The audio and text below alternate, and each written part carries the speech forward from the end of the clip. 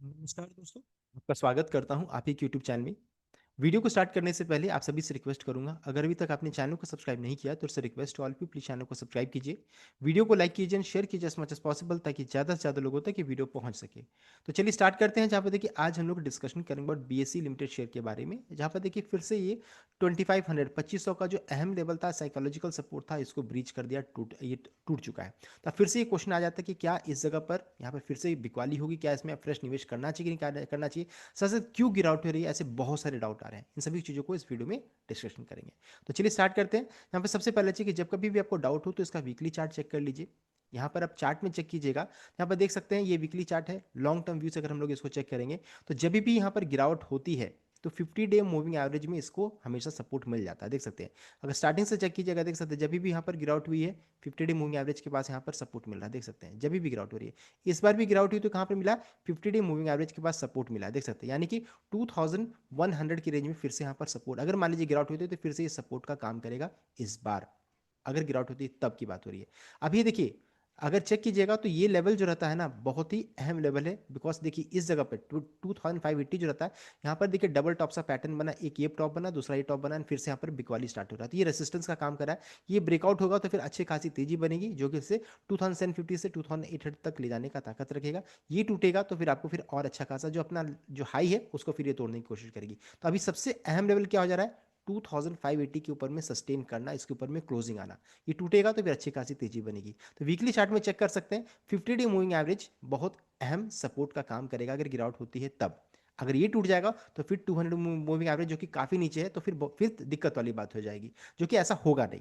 Next है, अगर आप डेली चार्ट को भी चेक कीजिएगा तो डेली चार्ट में अलग सपोर्ट का लेवल बन जाता है। 200 डे मूविंग एवरेज का सपोर्ट काम करता है। जब भी देखिए गिरावट हो रही है तो 200 डे मूविंग एवरेज के करीब में जाता है। यहाँ से देखिए फिर से जब भी बिकवाली हो रही है तो 200 डे मूविंग एवरेज जो कि रेड कलर का लाइन है, तो यहाँ पर क्या है, लगभग 2200 या फिर 2150 के रेंज में, बिकॉज देखिए जब टूटता है तो थोड़ा नीचे भी जाता है, देख सकते हैं। तो मान के चलिए 2150 के राउंड में निकल कर आ रहा है, जो कि आपका यहाँ पर भी चेक कर सकते हैं, यही है 2136, देख सकते हैं। तो मान के चलिए 2130 के रेंज में फिर से यहाँ पर सपोर्ट निकल कर आएगा, जो कि 200 मूविंग एवरेज है।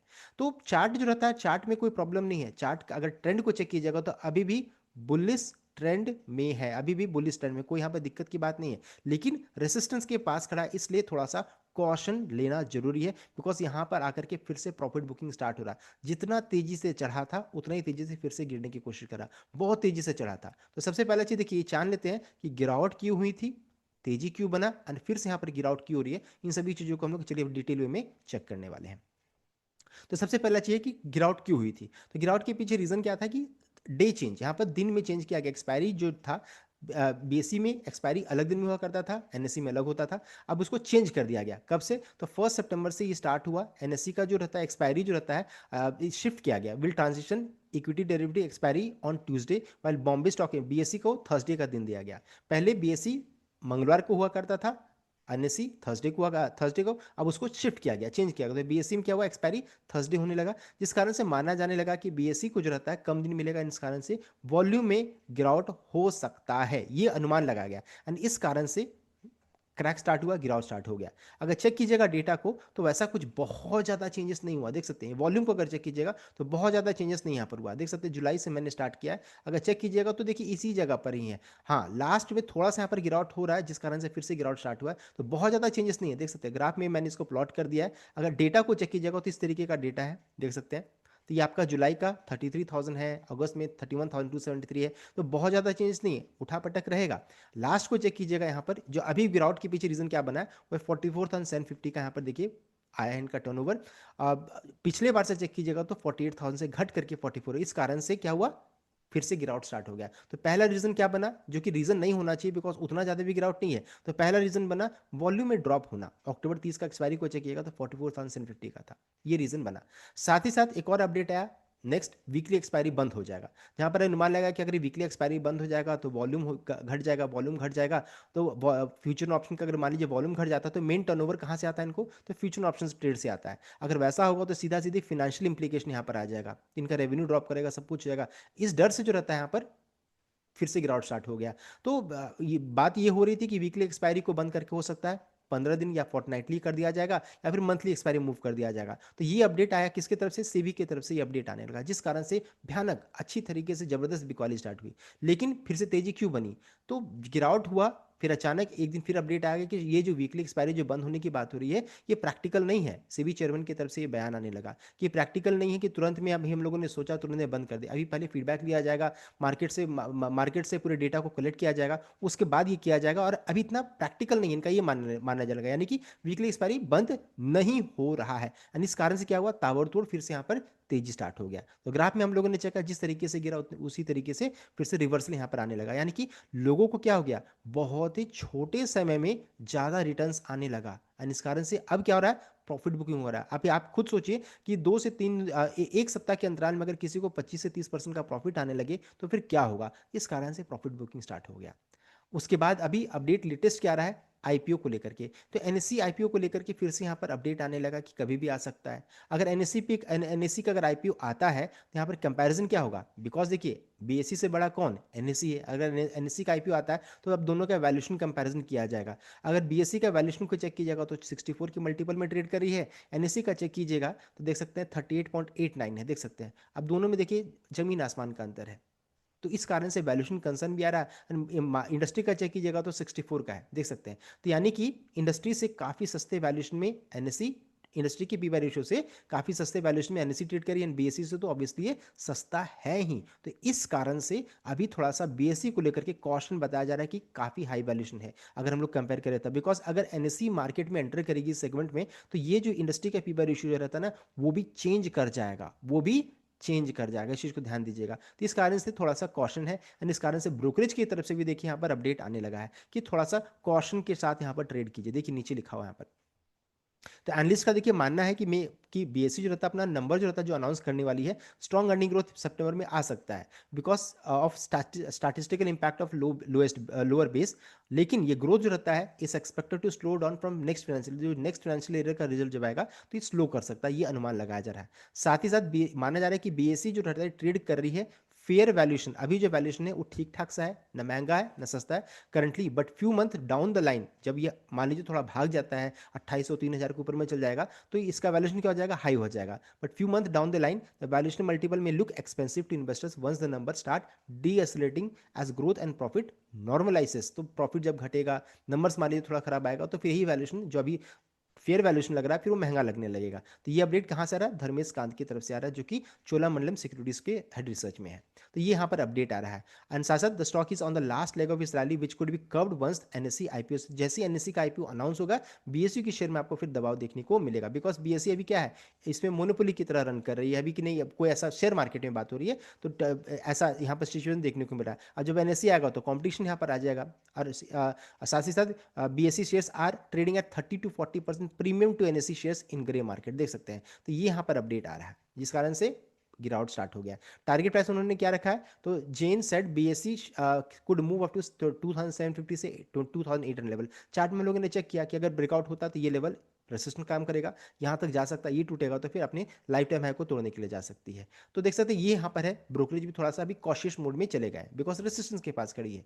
साथ ही साथ अगर चेक करेंगे दूसरे ब्रोकरेज जिनका नाम है ओम ग्वालकर मार्केट एनालिस्ट शेयर मार्केट, उनकी तरफ से भी आ रहा है कि अभी थोड़ा सा कॉशन वाला ट्रेड है। अब इस पोजीशन में थोड़ा सा एंट्री पॉइंट जो रहता है ना अनअट्रैक्टिव नजर आ रहा है।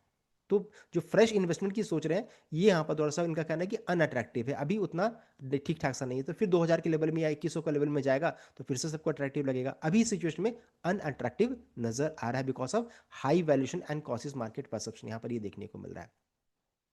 तो ये अब हम लोगों ने चेक कर लिया रीजंस। साथ ही साथ देखिए एक और अपडेट जो कि देखिए 4 नवंबर यानी कल के दिन में ड्यूरिंग मार्केट आवर्स में आता है, जिस कारण से यहाँ पर मार्केट में बीएससी के शेयर में गिरावट भी स्टार्ट हुआ।